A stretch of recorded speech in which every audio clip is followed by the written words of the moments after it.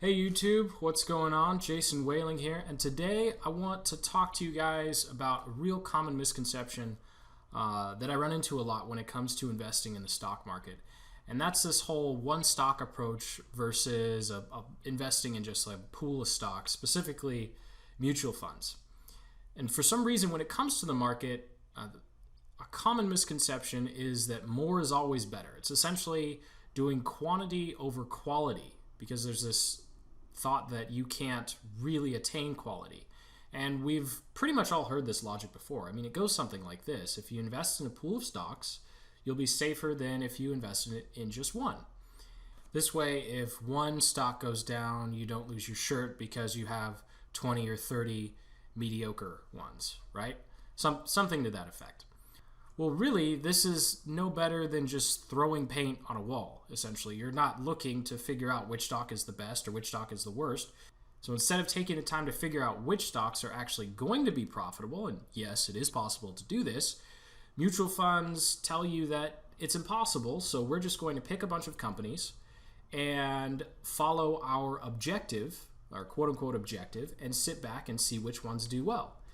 Now, here and why I founded the Wealth Titans in the first place is because I know, and many professionals know, and when I say professionals, I don't mean the usual, financial advisors or mutual funds we all run into. I mean the real professionals, the ones who are, investing in those hedge funds, and the guys who are sitting in their basements doing this for themselves, making millions of dollars a year. So that's what I mean when I say professionals, not the polished guys who have the nice brochures and tell you how they're going to diversify your portfolio and give you a great return someday. Those are salesmen. So anyway, just wanted to put that out there. It's my job to kind of remove those rosy-colored glasses and kind of show you the truth. So here's an example of what I mean. Looking at the slide, we have company A, we have company B, and we have company C. And as you can see, their dividend yields are very different.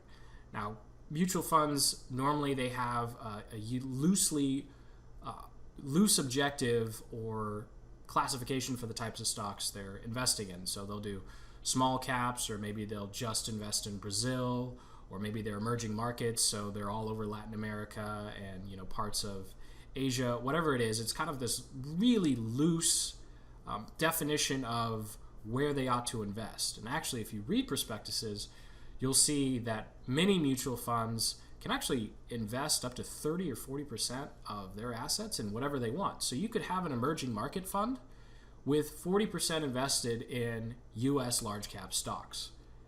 It's crazy, and I've seen it. And anyway, back to our example. Here, let's say you've got a really great manager, but he's stuck following the rules. So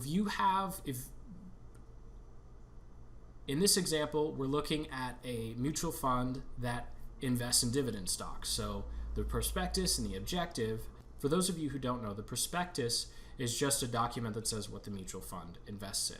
So let's say this guy, he's stuck investing in dividend stocks. Well, he's got this huge pool of money, and he has to divide it up somehow. So he's stuck only investing in dividend companies. And if we have company A, B, and C, if we were investing in on an individual stock basis, someone like myself or another professional, we just choose company A. And then the rest of our money would sit in cash until company B or C has a better yield, or maybe company F comes along. Mutual funds, on the other hand, don't have that option. They can't just have a bunch of their money sitting in cash. They have to do something. They have to justify their fees. So the mutual fund manager is going to be stuck investing in company A, B, and C. So even if this guy's smart and knows B and C are terrible ideas, he has no choice because of the rules. And this is the reality of investing in a pool of stocks, because these types of investments are stuck investing in 20 to 30 companies at a time, not focusing in on the ones that are going to work. With this reality in mind, I want to introduce the one stock approach and two reasons why it's superior to this traditional pooled investment type. The first and most important reason is that you can rely on the strengths of the individual company or stock that you're investing in. And this is something that's not possible when you have just a pool of investments like what you have in a mutual fund. On top of this, it allows for patience. In a mutual fund, the manager always has to be investing, even if it's not in the best interest of his or her clients. Kind of like we talked about earlier with the 3 different stocks. The mutual fund is stuck investing in all 3, even though we really should only be investing in 1. The single stock approach means that we only had to invest in company A and leave B and C off to the side.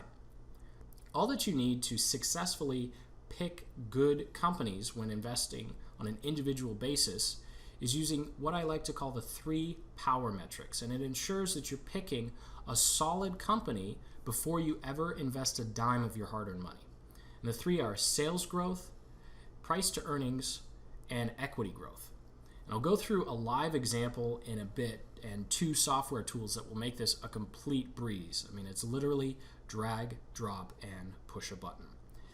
And there are a lot of metrics out there, but when I'm first starting out and when I'm first telling people to start out on their own, these are the 3 that I like to default to.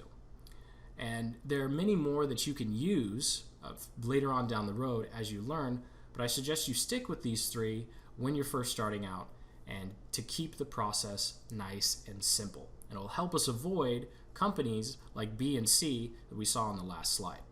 When you hand your hard-earned money over to a fund manager, there are very few numbers you can actually examine to make sure you're getting a good deal. You can't make sound investment decisions without important financial facts. And the facts are what make you and I money in the long run. The 3 power metrics are the shortcut to the financial facts you need to ensure you only invest in rock-solid companies. These 3 numbers remove the guesswork of finding stocks and adds a layer of safety to your own investing. And how does it do this, you might ask? Well, by providing a clear picture of the financial strength of a company. With any individual stock, the facts and financial data are clear as day because they are required, because the SEC requires every company to publish all of its financial statements, and it's readily available on many financial news sites for free, and you can find this information quickly using metrics like the 3 power metrics in less than 30 seconds. It's impossible to do this with mutual funds. If you wanted to do this with a mutual fund, you would have to go into their prospectus, read and get a list of every company they invested in, and then look up the individual financials. It would take you hours to evaluate one fund. Yes, it would only take 30 seconds to do each individual company, but you'd have to do it for anywhere from 20 to 40 companies, and then you have to figure out the value of each and then put them together and figure out what that value is in comparison to the current mutual fund price. Sounds complicated just talking about it. So instead, you're forced to trust the manager to choose the stocks for you and hope that he doesn't pick any duds. But we already know that he has to pick duds because he has to invest somewhere because the funds force him to invest even if it's not in our best interest. Now, I mentioned there are 2 free tools that you can use to make this process a complete breeze. So I want to quickly show you the 2 tools and go over them. The first one is finviz.com, and it is by far the best free stock screener I've found. And it makes finding these companies using the 3 metrics easy as 1, 2, 3. 1, 2, 3 because there's 3 metrics. You set the number and then you're done. The next one is the ideal investing price calculator. And unfortunately, I couldn't find any free tools out there that did this calculation for you automatically. I did find some very high paid ones, but none for free. So I decided, hey, I use it. I think other people need it too. So I made a free one, and you can head over to titanstocksystem.com/calculator and get it for free.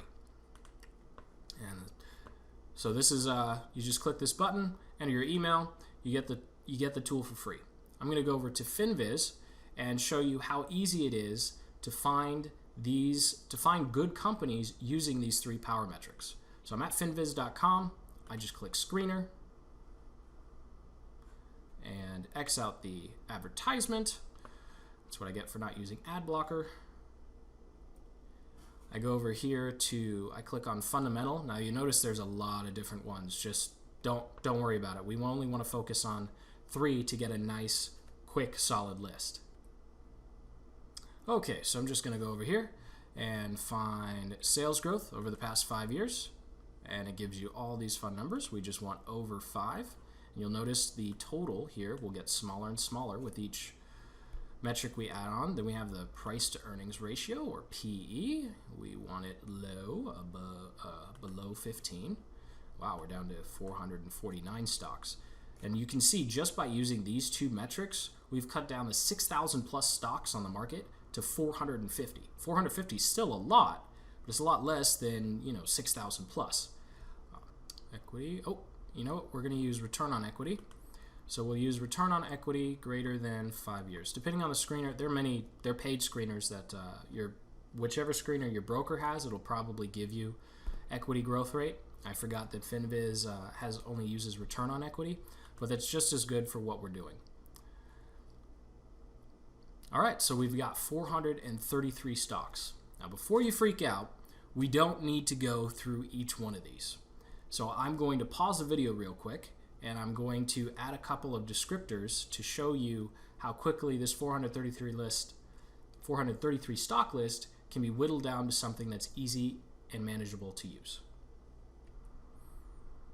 Okay, we're back. So all I did was cut the list in half. I went over to descriptive and added country USA, price over $15. And I added price over $15 because in this situation, I'm not really trying to look for any penny stocks.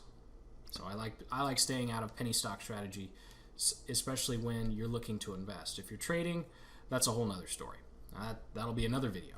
So now that I've got a great list of companies to look at, I can just go down the list. I can sort by country, industry, well, not country because I changed it to all US, industry, sector, all that fun stuff. So let's just go down the list. Consumer goods, housewares, ACU. So let's see what ACU is worth. So I'm going to flip over to my handy dandy ideal investing price calculator. When you first download it, it'll look like this. It's got all the instructions in there for you. So we'll just go over here, and then the default is set to McDonald's from a while back. So we'll type in ACU, hit enter, and see what we get. Ooh, looks like it's a little expensive given the current stock price. So what this calculator is essentially doing is it's taking our key metrics and calculating what the company is worth given its financial strength. So it looks like this one's a little overpriced. So we'll go back to this list, look down. You might find a company that you've heard about before. Here's Alon, and Alon, and just kind of looking at the different ones, seeing which ones you may have heard of before. Since I'm a financial guy, I've heard of these guys, so I'll go ahead and look them up. AS, oh, where'd they go? AF, yes, financial services. All right, so I'll go over here, type in FSI, hit enter, and what do I get? Whoa, check that out. Looks like this one is seriously undervalued. Now you might want to do a little more digging, but for me, this is enough. We know that it's a solid company given our 3 power metrics, and the calculator has told us it's currently trading well below what it's worth. And this is exactly how professionals find great companies to invest in. This is literally the process. We decided what a great company looked like using our 3 power metrics, and then we figured out, hey, based on its financial strength, what is it worth today? Then we compared it to the current stock price, and we found that what it's worth, $145, is much higher than what it's currently trading at, 66. So there's the short version of how you can quickly use this system to find great companies to invest in. And if you want more in depth on kind of how this calculator works, how to use finviz.com to maximize some other things here that you can use, go ahead and subscribe to the YouTube channel and check out some more videos on FinViz tutorials and finding other great companies. So we'll go back to our presentation here. So those are the 3 power metrics, and those are the 2 tools. Again, that's finviz.com and then the titanstocksystem.com/calculator. Now we'll move on to the second reason that investing in mutual funds or a pool of funds simply just doesn't work. And that's because you want to buy low and sell high. In the calculator, we were looking at the two different prices, what the stock was worth and then what it was currently trading at. What it was currently trading at was significantly lower for the financial services company than the consumer goods company. In that situation, we would choose the financial services company because we know that the price is low compared to what it should be or what it's worth. This is not possible with mutual funds. You can't just go type in mutual fund ticker and figure out. And we can see here on the chart, there's a wrong time to invest, and then there's a right time to invest. When you're investing in a mutual fund, you have no idea where on the chart you're entering. You could be entering here, you could get lucky and be entering down here, or you could be entering in the middle.